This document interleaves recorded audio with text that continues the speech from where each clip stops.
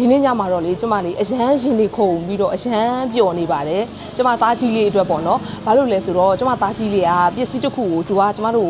ကိုဝယ်ခိုင်းထားတယ်အဲ့ဒါလေးကကျတော့လေသူက pre order မှာတယ်ဆိုလို့ရှိရင်အချိန်လေးလာတယ်အကြာကြီးဆောင်ပြီးတော့မှားရတာကျမအဲ့ဒါလေးကိုမှားပေးထားတယ်ဒါပေမဲ့ तू မသိဘူး तू အရန်ကိုလိုချင်လို့ပေါ့နော် तू က तू ရှာဖွေပြီးတော့မမေဒါလေးလိုချင်တယ်ပပကြီးဒါလေးလိုချင်တယ်ဆိုပြီးပူဇာထားတဲ့ပစ္စည်းလေးကို surprise အနေနဲ့ပေးမှာမမေကပစ္စည်းတစ်ခုလက်ဆောင်တစ်ခုပေးမယ်ဆိုလို့ရှိရင်ဟိုဒီတိုင်းပေးရတာမျိုးမကြိုက်ဘူးသူတို့အတွက်ဘယ်လိုမျိုးလေးပေးရင်ပျော်ရွှင်မလဲဆိုတာမျိုးကိုအမြဲစဉ်းစားပြီးတော့မှပေးတတ်တာအဲ့ဒါကြောင့်မလို့ဒီနေ့ညမှာဆိုလို့ရှိရင်လေကိုကိုတို့တောက်နေကြအေးဆိုင်လေးမှာကိုကိုနဲ့မမအတွက်လက်ဆောင်လေးကိုလာအပ်ထားတယ်ဒါလေးတွေကိုတော့ point လေးနဲ့လဲပြီးတော့ဒီလက်ဆောင်လေးကိုယူရမှာပါဆိုပြီးတော့ဟို point လဲတဲ့သဘောမျိုးလေးနဲ့သူတို့မမေတို့ပေးတယ်ဆိုတာမသိဘဲနဲ့ရသွားအောင်လို့ပေးမှာပေါ့နော်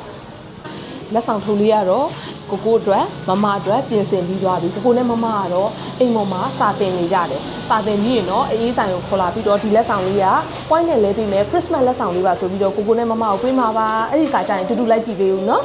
ကိုကိုနဲ့မမကတော့ဘာပေးမယ်ဆိုတာမသိတဲ့အတွက်ဒီကဆိုင်ကနေပြီးတော့ပေးလိုက်တဲ့လက်ဆောင်လိုပဲထင်ပြီးတော့သူတို့ကတော့ပျော်ပြီးတော့ယူသွားမှာပေါ့နော်အိမ်ရောက်မှမမေတို့တူတူဖောက်ကြည့်ကြမယ်ဘာလက်ဆောင်လေးဖြစ်မလဲဆိုတာတူတူလိုက်ကြည့်ပေးဦးနော်လက်ဆောင်ထုံးလေးကိုတော့ဒီဆိုင်မှာအပ်ထားခဲ့လိုက်ပြီးခဏနေရင်ကိုကိုနဲ့မမကိုခေါ်ပြီးတော့လာမယ်မမေကတော့စိတ်လှုပ်ရှားနေပြီပြီးရင်တူတူကြည့်ကြမယ်နော်